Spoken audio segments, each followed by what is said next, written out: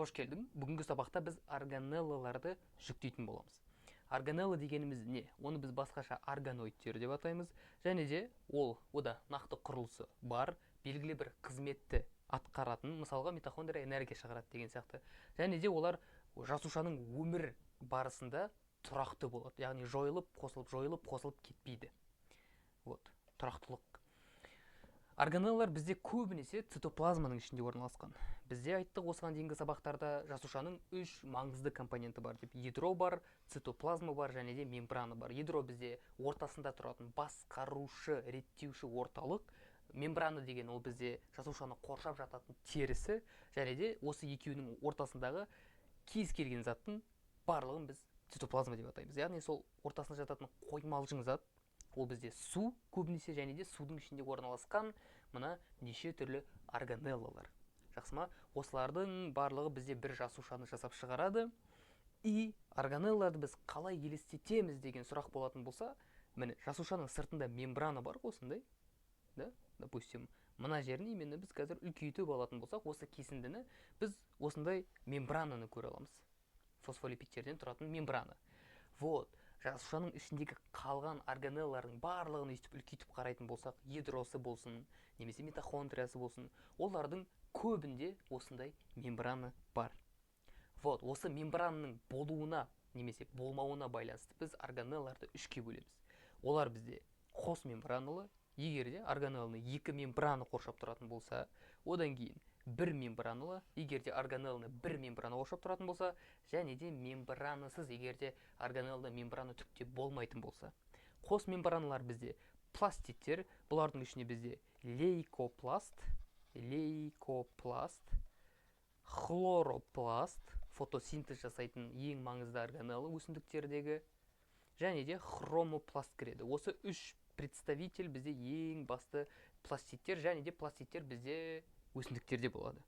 Және де митохондрия қос мембраналыға жатады, және де ядро бізде қос мембраналыға жатады. Ал бір мембраналар бізде эндоплазмалық тор, бұдыр эпітіда, тикс эпітіда, екеуі де бір мембраналы, лизосомалар, және де вакуольдер и гольджи жиынтығы. Еще бізде визикулалар деген бар. Визикула немесе цитоплазманың ішінде жүзіп жүретін, тасымалдауларға заттарды транспорттайтын визикулалар. Bir минут.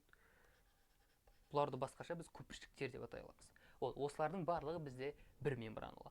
Одан кейін мембранасыздар бізде ол цитоқаңқа, жасуша орталығы жасап шығаратын микротүтікшелер болсын, микрофиламенттер болсын, аралық филаменттер болсын, олардың ешқайсында мембрана жоқ. Рибосомы және де жасуша орталығы, немесе басқаша оны біз центросома деп атаймыз, осыларда мембрана жоқ. Так, жаңағы біз айтқан заттардың барлығы жасушаның ішінде орналасқан. Алайда мына жерде тағы бір ең маңызды органеллалардың бірі, ол бізде жасуша қабырғасы, және де бұл жасушаның сыртында орналасқан. Бұл жасушаның сыртындағы мембранасының сыртынан орналасқан. Жаңағы біздің айтқан мембрана, ол примерно мына жерде тұрады. Егер де суреттің ішіне салатын болсам, және де осы мембраналық қызыл мембрананың сыртынан бізде қап-қалың жасуша қабырғасы бар. Алайда ол барлық ағзаларда емес. Олар бізде в основном өсімдіктерде, саңырау құлақтарда және де бактерияларда болады. Жақсы ма? Жасуша қабырғасының басты функциялары ол бізде кез келген жасушаға қолайсыз жағдайлардан сақтайды жасушаларды, оларға тіректілік қызмет береді. Мысалға, өсімдіктердің денесін тік етіп ұстап тұру ол плюс-минус осы жасуша қабырғасының арқасында. Тасымалдық, мына жасуша қабырғасы арқылы бізге жасушаға біршама заттар енеді, және де осы жасуша қабырғасы бойымен де бізде заттар тасымалдана алады. Окей?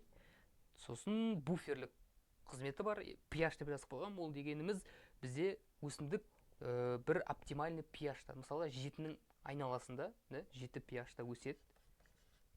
Көптеген өсімдіктерге осы идеальный условия. Алайда, мысалға, бұл 7 pH кейде қышқылданып кету мүмкін, кейде керісінше сілті болып кету мүмкін. Осы қышқыл немесе сілті болып кеткен кезде, осы ортаны нейтрализовать ететін, ол бізде мына жасуша қабырғасы. Түсіндіре алдым ба? Так, енді қазір біз кейбір сұрақтарды талдап өтіп кетейік, и осымен сабақты бітіреміз. Жасушаның негізгі құрам бөліктері ол бізде үшеу жаңағы айтқан, мембрана бар, ядро бар, және де мына жерде цитоплазма бар. G, C, B. Осы үшеуі бізде ответ болып саналынады. Мембранасыз органоид дейді. Мына жерде біз білеміз, мембранасыздар ол рибосома, жасуша орталығы және де цитоқаңқалар.